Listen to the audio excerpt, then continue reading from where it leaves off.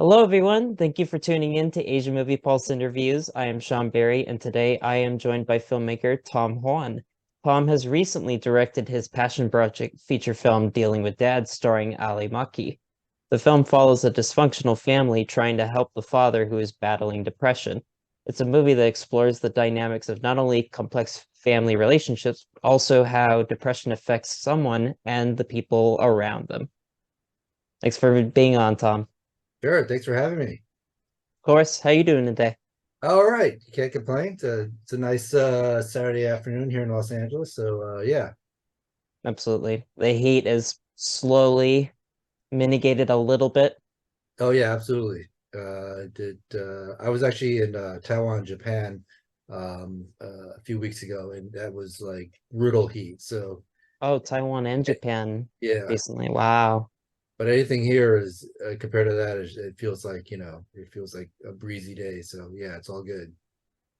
Awesome. Well, I'm happy to hear that, Tom. So, Tom, regarding today's discussion is centered around the film that you recently directed called Dealing with Dad.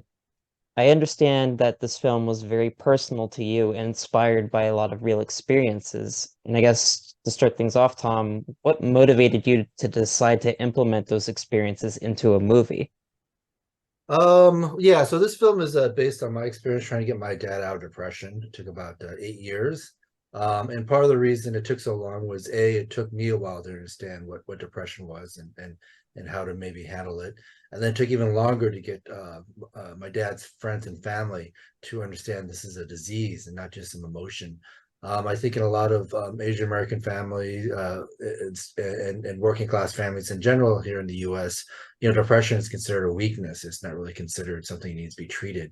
It's hard enough to get my parents to go to the hospital if they break their leg or something, much less, for something they consider just to be like, oh, he's just sad. He just has, he needs to walk it off. So after that really long experience, we were fortunate enough to get him out of depression. I really feel like I wanted to write something to like, hopefully entertain people, but also get people to start talking about depression and also, mental health in general. And maybe, help people understand it a little bit so that they could feel like they could take steps to deal with it as opposed to letting it fester and these kind of things just never go away. So that was my greatest hope, and fortunately, so far it seems like it's having a positive effect. Right. And I'm glad you brought that up because it seems like, unfortunately, perhaps maybe a lot of people undermine the severity of depression. It's more than just, feeling a little sad. There's a lot to it, and it's not something that just goes away on a whim. It's something that can last for a while, and even last weeks or months.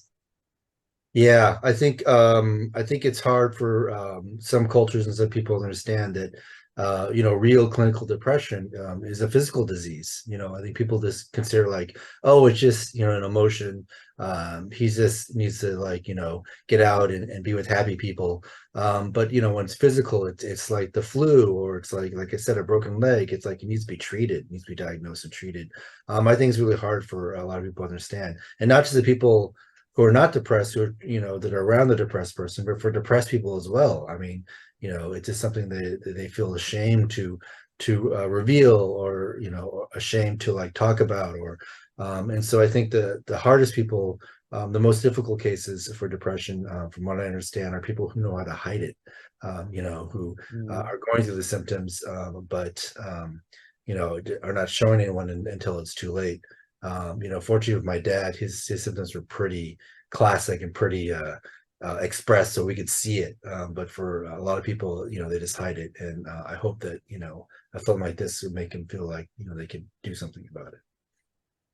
Absolutely. And you definitely see that specifically with the character of the father played by Dana Lee. You really see a lot of those emotions encompassed through his performance in the movie, with him being bedridden and basically, reclusing himself to the bedroom for 90% of the film. Um, and like and also not only that, but just also you see it in like also the condition of not only how he's doing, but also his environment, the way his room is like all shrouded in darkness, how it's, it's disorganized, but it really like emphasizes what the character is going through in that moment, particularly. Yeah, Um, and it's based on what I saw my dad going through, and it's really fortunate that or that Dana he knew a lot of people who went through depression and saw it too, and so I really feel like he was able to express exactly what I wanted to show because of his experience and his also his skill as an actor, but the fact that he had seen it I think really helped him like show it the way I saw it. And that's the thing is that it was it it was pretty much just the way it is shown in the film, which is pretty stark. It shows this guy who's in a dark room watching TV in this disorganized room, and yet my mom really felt like it wasn't a big issue, and that it would just go away. I think it's only the people from the outside who see it for the first time are the ones that really get affected by it. right, absolutely. Um, and not only is depression one of the main sensitive subjects that it's explored in the movie, but there's also the subject of cultural clashing as well as confronting trauma, which is definitely greatly shown with the character of Margaret eventually, feeling basically being drawn into helping her father, but at the same time also confronting on you do feel sympathetic for the character of the father because of what he's going through, but you also sympathize with what Margaret is feeling because we learn as the movie progresses how much damage that the dad has done to the character of Margaret. And I guess was the self-inserts of like cultural clashing and confronting trauma, was that therapeutic for you? I don't know if it was therapeutic for me just because I felt like even though I had a complicated relationship with my parents, I was fortunate to have a lot of support. Besides my parents supported me in some ways, but I had a lot of aunts and uncles and cousins and friends who supported me in other ways. So I think I felt like I was in a positive situation despite some complicated relationships. But I think that I didn't realize how therapeutic it would be for other people to watch this and to feel like they're not alone. I think um, this film actually played in a lot of more non-Asian American film festivals and Asian American film festivals, and I'm really pleased to say that like people of all races and backgrounds relate to this family. Said I know a dad like that, I know an uncle like that, I know a sister like that.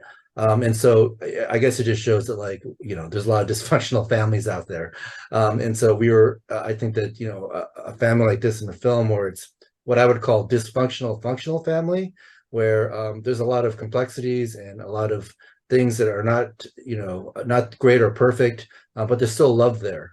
There's still definitely love there in the family, and that's what sometimes a lot of times family is about. It's about learning to live and accept people for who they are, and try to find a way to find relationships, even though it's not the perfect or the greatest relationships, and to appreciate the things that people have done for you, even though they have also done maybe harm to you as well. So it's Right. complex, but it's what I wanted to show. So it's definitely something I wanted to show to keep it real and to keep it interesting. Absolutely. And like you said, I'm glad you used this word earlier, is that it's very universal. The way that a lot of what happens in the movie is universal, depression, complex family relations, but also some of the other plot elements that go on, such as Margaret learning to live with her complexions, as well as with what her siblings are going through, with Roy going through a very rough divorce process.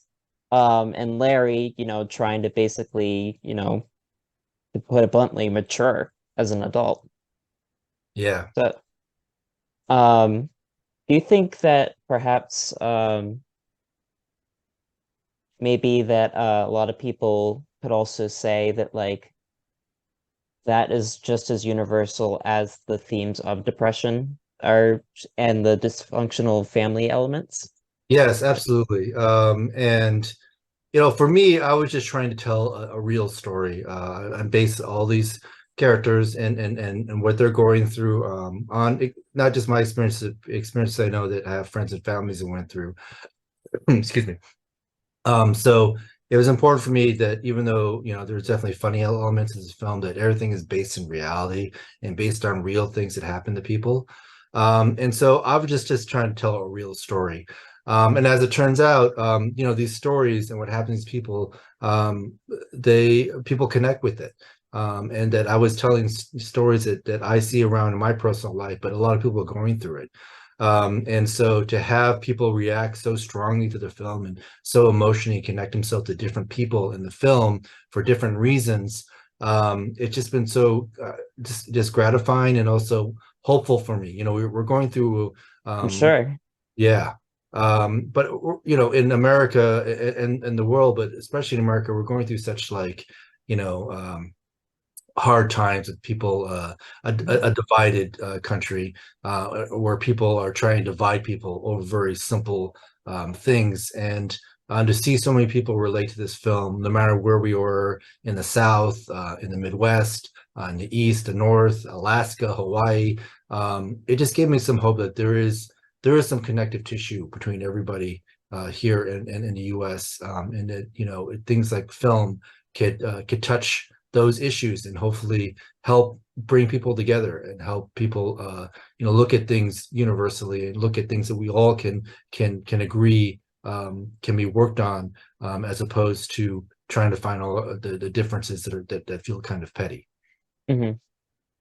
And like you said, film, like you said, film, for example, can the discussions that are brought up in a film can really help bring people together because it can get people thinking about, oh, hey, I've been through this and other people have been through that. And also people, like you said, learning to put aside their differences and, become closer despite, if there has been, as you said, perhaps some harm done.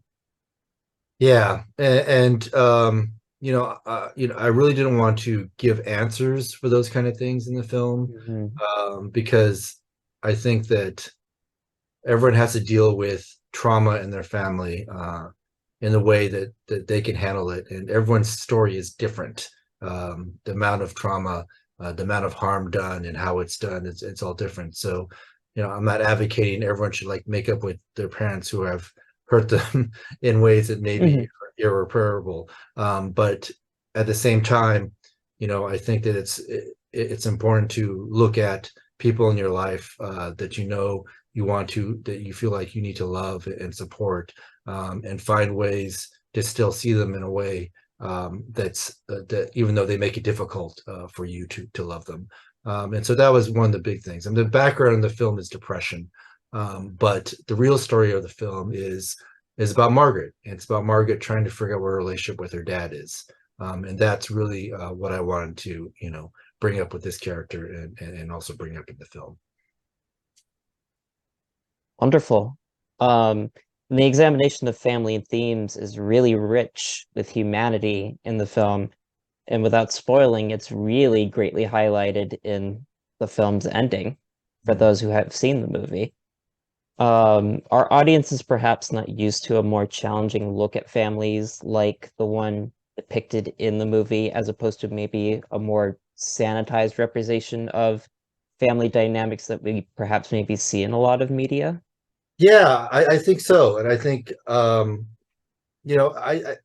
it's hard because, um there are films that are completely sanitized, that show everything's happy and everything's okay with families. And then there are films that like show the reality of like things are not okay in families and it's really dark. But then it's just dark the whole time to the end, which is reality. But also, just leave the theater just feeling bummed out. Um, Right. and so I really wanted to make a film that showed reality but also showed hope.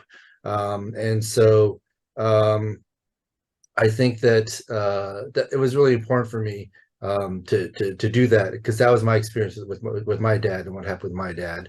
And I think a lot of people at the end of this film said they really enjoyed the film, but they wish it ended in a more, I guess, happier and sanitized way. And I explained why I didn't do it, because it really, again, not to spoil things, but it really is still a positive ending. It's not like a bummer ending, but it just did not turn the way that some people wanted, the way they're used to, like in network television or something. Yeah, Um, life isn't a fairy tale.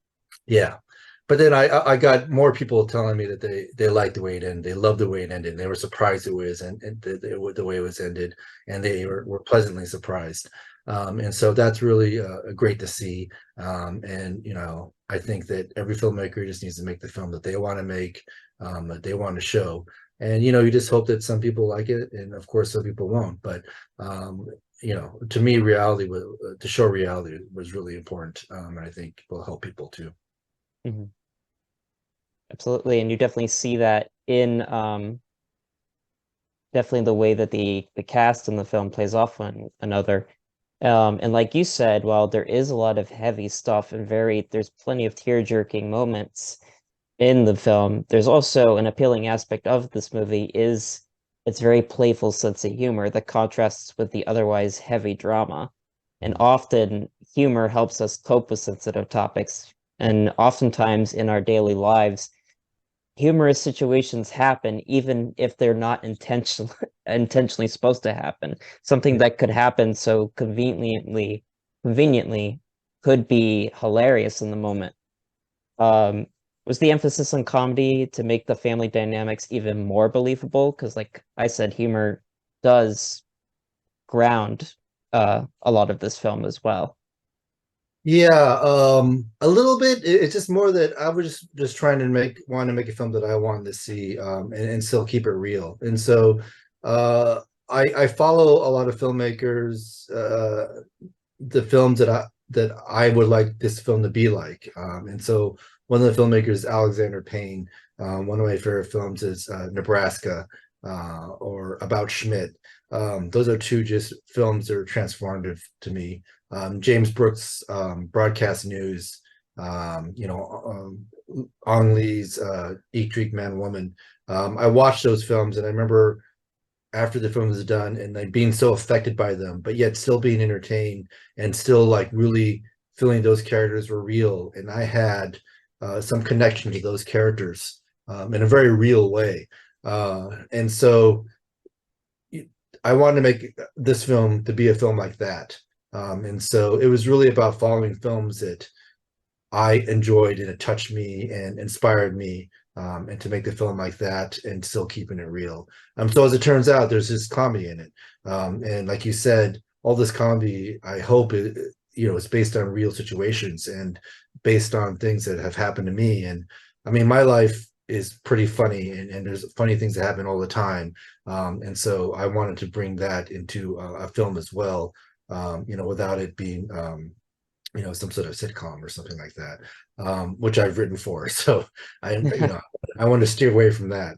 But But still, I think a lot of people appreciate that, and that's what I think brings a lot of people into the film and allows them to, really get into the film and get into the stories and get into the characters. right, and a lot of the humor in the movie does um help add more layers to the story, especially I think some of the funniest moments in the movie is definitely played with the relationship Margaret has with her two brothers, Yeah. who are also two polar opposites. Roy is hardworking, but unfortunately is going through a divorce process. Meanwhile, Larry is in a more perhaps, happier situation, but doesn't really have his stuff together despite the fact that he's in his 30s.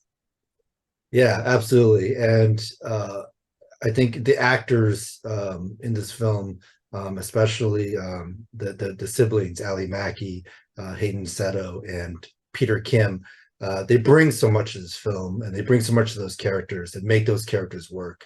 like I said, my idol, one of my idols is Alexander Payne. He said sometimes directing is 90% casting. In this case, that's definitely the case. I really knew that for this film to work, I needed peak actors that could not only do drama but could do comedy. And so I found that actors that could be funny first. Someone like Robin Williams, someone like Jim Carrey. It's easier for them to transfer it into drama as opposed to a great dramatic actor to try to understand the underpinnings of being funny. And so I really looked for actors I saw that I knew could be funny first, and then see if they could do drama. And so that's what I found with all these actors. I first saw Ali Mackey in this TBS show called Wrecked, and if you watch his show, she is so sharp and funny and just commands the screen. Absolutely. Yeah, every time she has a scene that she just, I saw that and I was like, that's what I want. I want somebody to command the screen. And then I saw that she could do drama. And then the other key fact was that she understood this family. She comes from kind of a dysfunctional family herself, and that's the first thing she told me when we met. That her brothers had gotten into a fist fight during the Christmas dinner the year before, and she's like, "Oh, so I totally get this family," and I was like, "Oh, good. She has this dysfunctional family. It's perfect."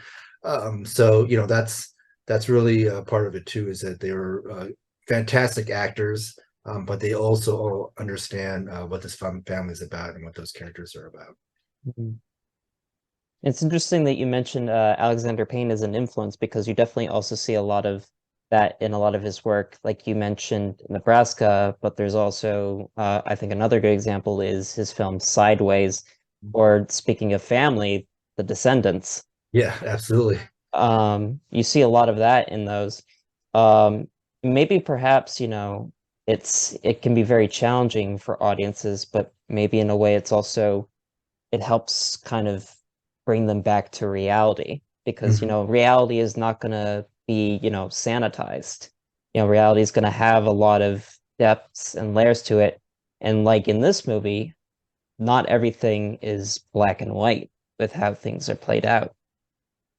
Yeah, absolutely. And that's what I love about his films, is that all his families in his films, all the characters have flaws, and they are trying to get through situations in spite of their flaws, and those flaws are hard to overcome. And I think I relate to that because I know I'm not a perfect person, and to see other people, I don't have perfect relationships, I don't have perfect families, and to see it on screen, I think, like I said, it's therapeutic for me to watch that. I think that's what ends up being happening for this film is, you had asked if this film is therapeutic for me, not really, but to see it be therapeutic for other people because they understand the kind of situations this family and these characters go through. That ends up being the therapy for me, that I'm showing something real and that people are, it makes people think about their relationships, and just like the other films that I love do for me. And there's something for anyone to latch on to in this film, whether it be battling depression or complicated relationship with family members. Regarding the actors, there are some exceptional performances here, particularly Ali Maki as Margaret. I mean, she just completely gets into the role and becomes the character. Um, did the cast build chemistry before shooting to enhance the authenticity of their interactions in the film? A little bit. So we had a 1 day of rehearsal, and so it was a chance for all the actors, the three siblings and the two parents to actually hang out. And immediately everyone hit it off, and I could tell that everyone would get along. In addition, the three siblings, this was kind of like towards the end of still during the pandemic. And so we would have Zoom meetings, a couple of Zoom meetings, the three of them. They really would go over their lines and talk. But also, Allie and Hayden, who plays the youngest brother, Larry, they've been friends for years. And actually, when I had my first meeting with Allie, she said, how much she loved the film, and we all talked about how, the shared things that we understood and got from the film. And she said, "So who else are you thinking of casting?" And I said, well, there's this guy Hayden Seto that we really want for Larry. And she's like, oh my gosh, Hayden and I are really great friends. We always want to do a film together. And she texted him and said, go read the script, and so he read the script, and a week later he was on board. So they already had that kind of chemistry together, which is really great. And then Peter, who plays Roy, he's just a good guy. He's one of those guys that get along with people. He's a stand-up comedian. So they're all funny people. And so I always find that like funny people, when they hang out together, immediately hit it off. They just make jokes, they play off each other immediately, they go on little shticks. And so that's exactly what happened. In addition, since it was the pandemic, we rented out Airbnbs outside of the house that we shot at. And so for 2 weeks, every night we'd shoot and we'd come home, and we'd stay in this Airbnb. We'd have dinner together and hang out and talk more. And so it was almost like summer camp. And so I think be able to hang Summer out. camp. Yeah, exactly. And just like kind of like feel that have that camaraderie and actually be a family. That's kind of what ended up happening as well. And so I think all of that really helped build that on-screen chemistry, but also just a tribute to the actors and the personalities of these people who are all really good people and want to work together. And so I think it really shows it. I'm really grateful for it. Yeah, and when you watch the film, you can definitely see all the actors just like get into their roles like in near flawless fashion. I think a great example, I mentioned Hayden, Allie, and Peter, but there's also the mother played by Paige Leon, Yeah. um, and also the aunt played by Cinderella Che. Like Mhm. they also definitely tackle some of the more they what I like about especially Paige's character is that she has a great balance of the more dramatic themes of the movie, but also has plenty of funny moments. I think one of the funniest is when Paige tries to set up Peter's character Roy with a date with a woman played by wonderful actress Peggy Lou. Yeah, absolutely. Yeah, I think Paige just understood the nuances of all those relationships. I think partially because she understands Asian American moms like that. Never get an Asian moms because she has one herself. I think the whole thing about her trying to set Roy up with someone much older than him. I mean, it's something my mom would do, and so which is why I kind of played into it, kind of being like blind to those kind of things, just because she thinks it's the right situation. But yeah, I think Paige is an amazing actress, and was just actually recently nominated for an Ovation Award on Broadway. Oh, And congrats. yeah, this is actually a couple years ago, but it just shows that like her range is really incredible. But again, it's also she understands comedy. She understands what's funny as including, uh, her dramatic side. And so to see that in auditions really helped us figure out that this is the person we should cast. Hmm.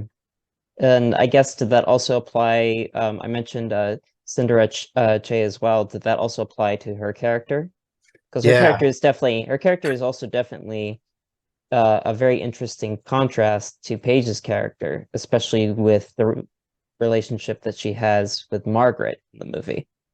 yeah, definitely. And I think that, both the women are really great actresses. I think Paige had kind of a wackier side to her that plays off. And Sedera definitely has this kind of harder edge. And so that's exactly what I wanted. I wanted that contrast. So to be able to see that in auditions, maybe because they actually both those actors could have played either role, but to see that separation of how they could be different that way really got me into getting casting Sindera. In addition to both the actresses, their Mandarin is pretty strong. Sindera is really strong, and so to have a natural Mandarin speaker to play those roles was really important to me.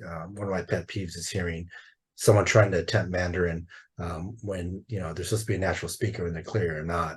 And so it was really important for me to find that. And Sindera was that, in addition to being a great actress. And in addition to, Sindera is like, she's also a famous dancer. She Mhm. was in the Michael Jackson video, I think it was it Bad. One of the I think it was Smooth Criminal. yeah, yeah. Yeah. And to like be able to work with actors who had such an amazing career it was really appealing to me as well. And so I really wanted to work with her, and I'm glad that I found this role for her. Hmm. And also you can definitely see a lot of care. I've talked plenty about, the main cast and how fantastic they are. But also this applies to even some of the, the more even some of the most minor side characters. We don't see him a lot in the film, but when we do, he's very memorable. Is Margaret's husband, played by Echo Cullum. Like he also gives just the scene alone in the beginning with her uh and him talking, it speaks volumes about their relationship and tells a story in it of itself. Yeah, I just feel so fortunate to be able to get someone like Echo Kellum, who stars in his own NBC TV show and starred in Arrow on CW. It just so happens one of our producers was good friends with him, and he was just like the perfect person. And so he was just like so kind and to say, yeah, I'll do this. To have someone of that caliber play a role that was really perfect for him. And also to get someone like. Uh, uh, Geez, I can't, Peggy, Karan Sony, to play Margaret's friend Gordon. Karan, of mm, course, he stars in the TBS shows Heaven's Helpers and is in all the Deadpool movies and won a Spirit Award for being in a film called 7 Days, which is a really amazing movie if you haven't seen it. But he's just an amazing actor and a big star in his own right. And again, this is like just Allie just knowing him and and saying, "Oh, what about Karan Sony for this role?" I'm like, "Yeah, what about Karan Sony?" And so she just like ran into him at a screening and said, "Hey, look at the script." And he was so kind to say, like, "Yeah, he didn't have to do it. He has plenty of work, but he wanted to do it because he liked the script and he wanted to work with Ali, and he was just really amazing in that as well." mhm. So. And then also I just happen to have a lot of friends who are really great actors who, I just called up and say, "Hey, can you play this role, this small role for me?" And it just, I think, really boosted the overall feel and look of the film for sure. I'm glad you mentioned him because he did a exceptionally great job. And also just the scene alone that he's in the film really shows the dynamic that he has with Allie's character, Margaret. And also it kind of plays into what I was saying earlier about what Paige's character, especially with, wishing that Paige, from her perspective, wanted a more, from her mind, ideal significant other. Yeah, yeah, absolutely. And again, it's just kind of based on my mom who um, when I let I'm in a biracial relationship, and that really bothered her for the longest time. She got over it eventually, but I definitely felt the repercussions of it for years.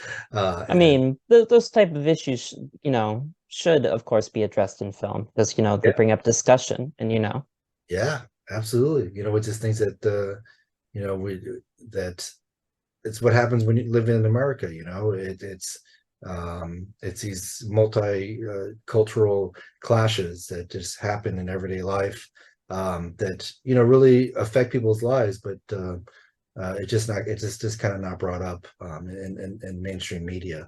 And to hmm be able to like discuss these things and we start discussions about it is really great.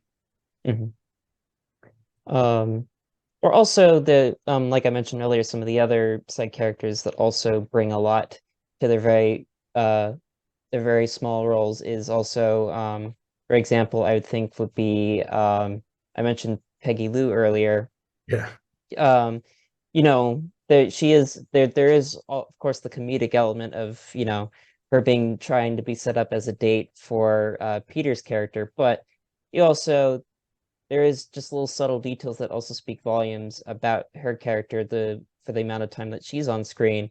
For example, is when she's at the restaurant with Margaret and her two siblings, and all of them are being very, very hard and harsh about their father, and she's trying to come from a more kind of, how do you say, more humane Yeah, perspective when it comes yeah. to especially understanding, what he's going through. Right. And also it's the more kind of traditional perspective as well for traditional Chinese family that you always honor the father. Peggy it, Peggy Lou is just one of the most funniest people I ever I know she's on set. She just crack people up. She improv a lot of stuff too. It's just something I was so surprised to find. But she also just brings like a very human element to that character. Again, it was important for me to find someone that was actually Mandarin speaking, and so find someone who is so funny and real, but also speaks perfect Mandarin, which is perfect. And she gets where that character comes from, and it shows, and she understands the nuances of all the comedy. But it also, I think, helps her understand, what an um, immigrant woman who comes and tries to assimilate herself with the Western Asian American family, the kind of things, the little mini clashes that might happen, and I think she understood that, which is really great. Hmm. So it definitely really shows in the film. Yeah, and Um, and I didn't, I saw her real when we were casting her, but I didn't realize that. I mean, she's done a lot of work. She's a really great working actress, and then right. watch Venom, and I'm like, oh, Peggy's in this, and she's got a big role in it. So it was really cool to see. It's funny how you mentioned Venom because it seems like that's a role that a lot of fans, especially of comic book movies, have definitely recognized her for. And to be honest, understandably so, because in those particular movies, I mean, she even had a cameo in Spider-Man Across the Spider-Verse. Yeah, Is that she has so much comedic range, but she also brings up so much like believability to the character, yeah, which is not easy. It's not always easy to for an actor to get into their role and then become the character. So major props to her. yeah, absolutely. It's a tricky road to play the immigrant Asian person on any film as an Asian American. Just because it's just one of those tropes that we're trying to avoid. But for some roles, it's like if you can bring something to it that's different and interesting and doesn't make the person look like an idiot, I think Yeah. really helpful. This might be a weird question. Do you feel like in a lot of Western media, unfortunately, that maybe a lot of these tropes that could definitely be seen as offensive, insensitive, do you think maybe the reason why there's still an ongoing issue in a lot of media today is because maybe they just want to play it safe and they don't want to challenge viewers more? Yeah, absolutely. I think that Mm, um, it's often the films that are written or produced by non-Asian Americans that they think it's okay to keep portraying Asian Americans in a way that they always see it, in the media, without bringing complexity to it, or bringing something interesting to it. The Asian American immigrant who doesn't speak perfect English and is a little wacky. I mean, those people exist. I mean, those are my parents a lot of times, right? But to see those roles being the only roles over and over and over and again, yeah, there's plenty of people, unique individuals out there. That's not all of them. yeah, And it's funny you mentioned sitcom earlier. You do see that, unfortunately, a lot in sitcoms with the portrayal of minority characters. yeah.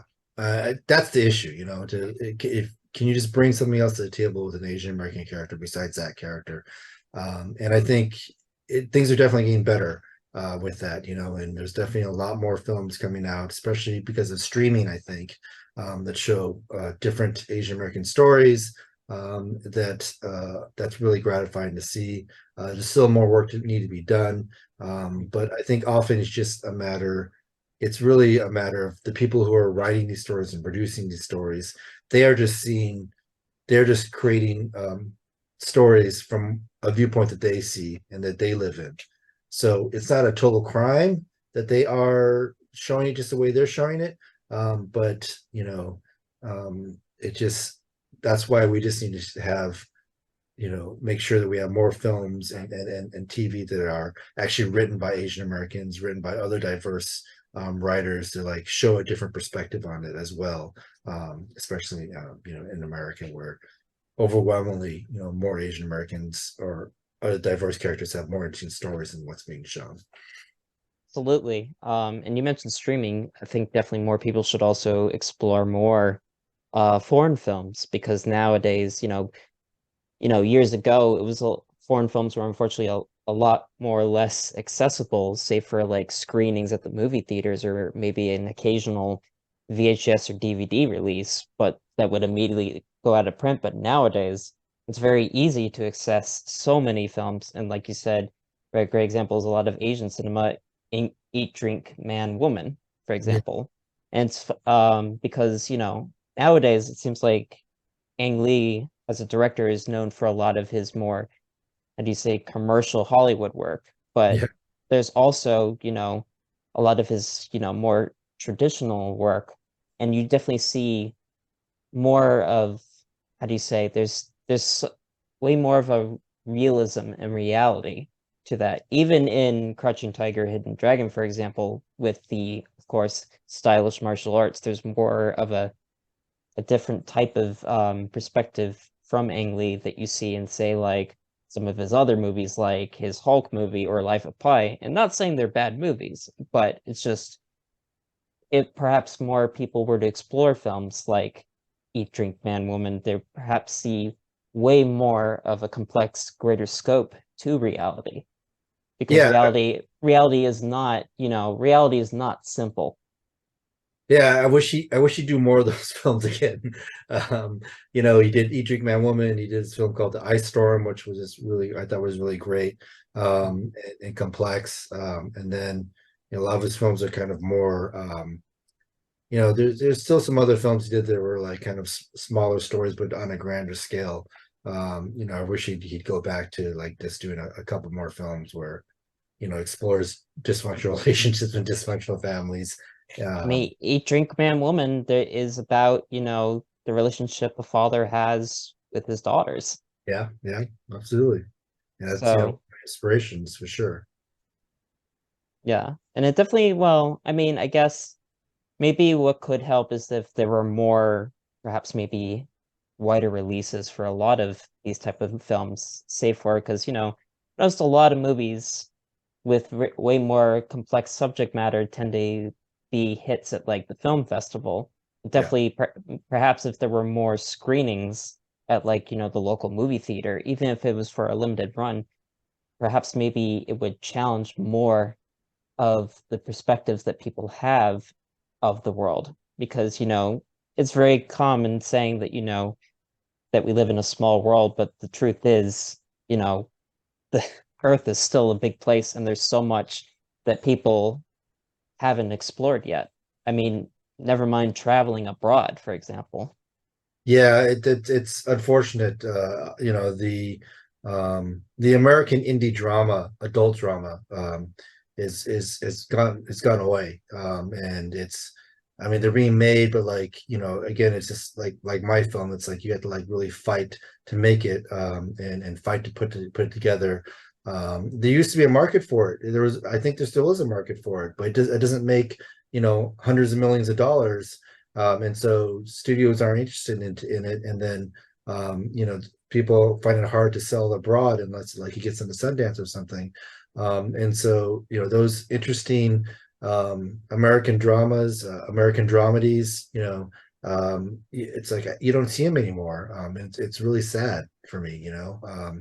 I think Nebraska was like actually the last great dramedy that I saw, that American dramedy that I haven't seen anything like it since then. And you know I know there's filmmakers that could do it, and maybe it's because it's all folded into streaming television or streaming movies or something. But I know there's a market for it, and I know that people are hungry for it. It just you know business wise, people want to make the huge gigantic bucks, and don't see it as something that they could sell. Right. And this is honestly, it's very easy nowadays to criticize like social media, for example, but this is where an outlet like social media could come into a positive use because social media has been a great tool for promoting and getting the word out for a lot of these more sophisticated movies, Yeah, especially when it comes to like indie films, just like Dealing with Dead. I mean, it definitely, and also the availability of streaming. yeah. Um, I guess my big question to you is, before we wrap this up, is how do we, in your opinion, how do you think we should take the next step to a resurgence of the American indie drama? Uh, it's hard. I think part of it is audiences need to go out and see those films and like really support them. I think when The Farewell came out, was probably one of the latest. Yes. Yeah. It's an American drama, that was really great, and people came out to see it, but it wasn't pushed as hard as other films, and I think it could have, done better. But I think also I don't know what the other answer is. It's about finding a distributor that's smart, that is actually looking for a good film, and then also putting the resources into marketing it. I think with our film, when we had our theatrical release, when it came out, uh, the responses from people that we got to come out to see the film was really strong. And it was just like, how come we don't see films like this? I've been wanting to see a film like this forever, and how come we don't see films like this? And I wish I knew how I could convince people to invest in these films and to get films out. I know certainly film festivals are doing their job, not the Sundances, but like the mid-level film festivals are doing their job in advertising these films and getting these films into festivals, and people are coming out to see them at film festivals. It's just that bridge of, can we find an A24 that's smaller than A24? That's Right. A24 is still like, they produce a lot of their films actually. They do some The Farewell, for behind the films. example. Yeah, yeah, exactly. They do some behind the films, and most of the films now they just produce themselves. So they're a pretty big machine actually right now. Is there like a distributor that could be a little bit smaller than that could help support these $1 million sub-$1 million indie films, $2 million films, by giving them a proper, by buying those and then selling them, and marketing them. I don't. There isn't any distributor right now that's willing to do that. It's either someone like A24, which does interesting films but is too big, or it's a really small outfit that can't afford to give a proper MG or buy the film, and so it's still, or market the film. They're just looking out for getting it out there and just making a quick buck. So it's tough. It's really tough right now. So in a way, there's no like real definitive answer, but you just have to kind of, at this point, I guess, wait and see and keep experimenting at this point. Yeah, yeah. I see, we played in 36, 37 film festivals, and I saw a lot of just really amazing indie films out there. And I keep in contact with those filmmakers, and the overall majority of them, I feel like they have really great films that people really love that won awards. They're struggling, and they couldn't find a deal. Right. They couldn't find someone who's willing to, help really try to invest in a quality film that can make this world a better place. Hmm. And that's disheartening. The offers we got from distributors they're a little bit higher than I thought it was going to be, but it's not enough to like pay for the film. We have to really push and get the word out, the film, and hope that the money comes in, to help pay back our small budget. I mean, our budget isn't huge, and that's hard. But I think that for me, what keeps me going is the response from audiences. Which You is know, great. yeah, emails I get, the posts I get of people who are really affected by the film. Word Um, of mouth. yeah, and people who have supported the film with screenings, and the people they bring out have been looking to see films like this for years and years. Um, that encourages me to know that I'm doing something out there. That this film is doing something positive. As far as like getting my investors' money back, that's a challenging part, and I'm hoping that we're able to find some sort of solution for it. Absolutely. Um, well, Tom, I have to wrap this interview up, I have one final question for you, and I guess to bring this kind of full circle is, are you interested in doing more films going forward in the fashion similar to Dealing with Dad? Absolutely. I mean, yeah, I mean, this is my film. This is my fourth film, feature film, and they've all been in this vein, this kind of dramedy. My last film, Find Me, did really well. It did well enough that like my next film, I think, will be a sequel to Find Me, about a group of inner city kids from Oakland who decide to go see the outdoors uh, Excellent. for their spring break. Yeah, and so it's still like this kind of like small comedy drama about with real characters, where I'm trying to say something and hopefully help people either go see the outdoors or deal with the situations that these kids are going through. Okay. And I look forward to seeing that. Yeah, I look forward for you to seeing it too. Absolutely. Well, Tom, thank you so much for taking the time to be on Asian Movie Pulse interviews and do an interview talking about Dealing with Dad. Sure, thank you for having me, and thanks again for helping get the word out. No problem. And for everyone listening, Dealing with Dad is available to watch on multiple streaming services, including Amazon Prime Video and YouTube. So definitely give Dealing with Dad a watch if you're looking for an excellent indie drama. Actually, Well, not on Tom, YouTube, on Amazon, Apple TV, Google Play, and Vudu right now, and other ones. But yeah, alrighty. Sounds good. all Well, right. Tom, well, Tom, thanks again for being on the show, and thank you for everyone for tuning in. This is Asian Movie Pulse interviews. Tuning out.